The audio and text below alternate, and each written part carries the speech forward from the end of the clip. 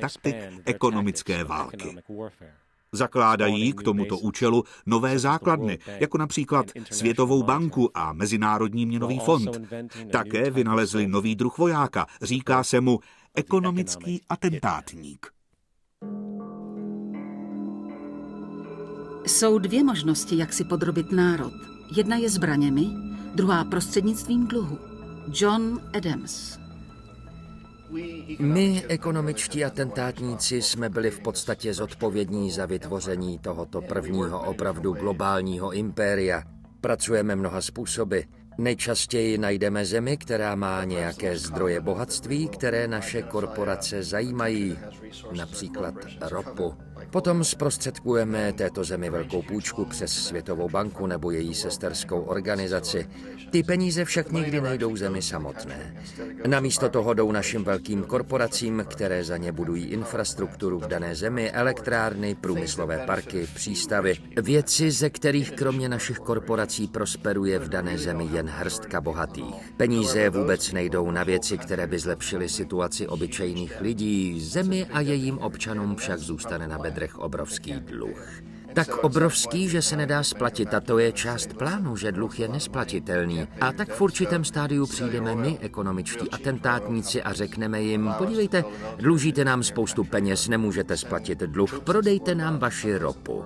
A nebo nám dovolte umístit ve vaší zemi vojenskou základnu, případně pošlete vojáky do některé země, kde se nám to hodí, třeba do Iráku. Hlasujte s námi v budoucím hlasování OSN, donutíme je zprivatizovat energetické strategické podniky a podobně. Jsou prodány do rukou amerických nebo multinacionálních korporací, je toho celý kopec. Toto je typický způsob, jakým ve světě operuje Světová banka a Světový měnový fond.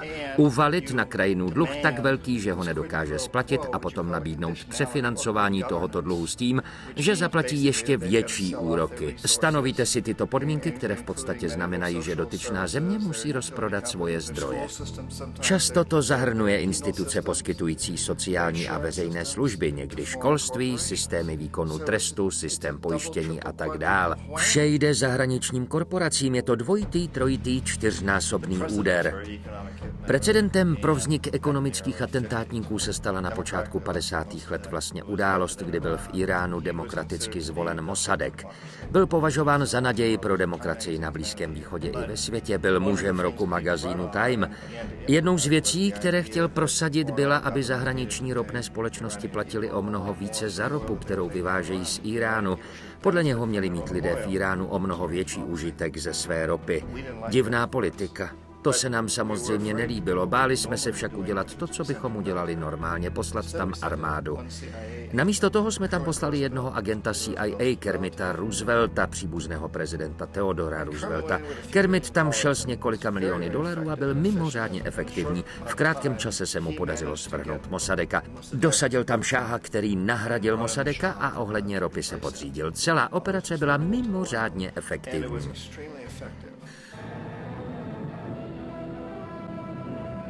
Davy zaplavili Irán. Vojenský hodnostář vyhlašuje, že Mossadegh se vzdal.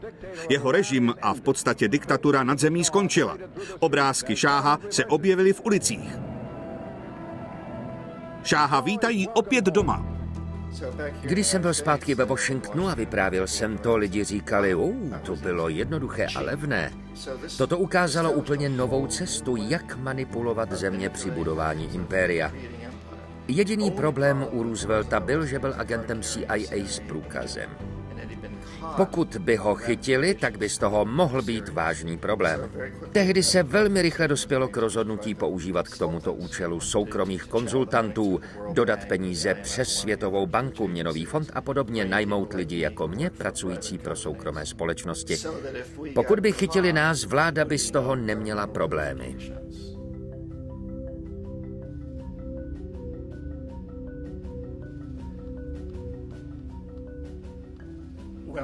V době, kdy se stal prezidentem Guatemaly Jacobo Arbenz Guzmán, byla tato země pod palcem velké mezinárodní korporace United Fruit.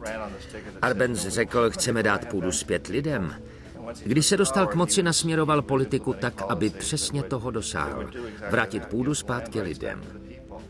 Korporaci United Fruit se to příliš nelíbilo, najela proto PR společnost a odstartovala velkou kampaň v USA, aby přesvědčila Američany, média, Kongres, že Arbenz je sovětský poskok.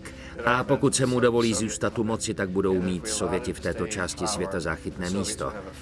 V té době měli všichni strach z rudého komunistického teroru. Stručně řečeno, z této PR kampaně vzešlo úsilí ze strany CIA a armádních složek, že tento muž musí z kola ven. A podařilo se nám to. Poslali jsme tam letadla, vojáky, nájemné vrahy, udělali jsme všechno možné, abychom ho odstavili a skutečně jsme ho odstavili. Když se ho podařilo připravit o funkci, tak ten nový člověk, co tam přišel, v podstatě dal vše do původního stavu. Vrátil věci do rukou velkých mezinárodních korporací, včetně United Fruit.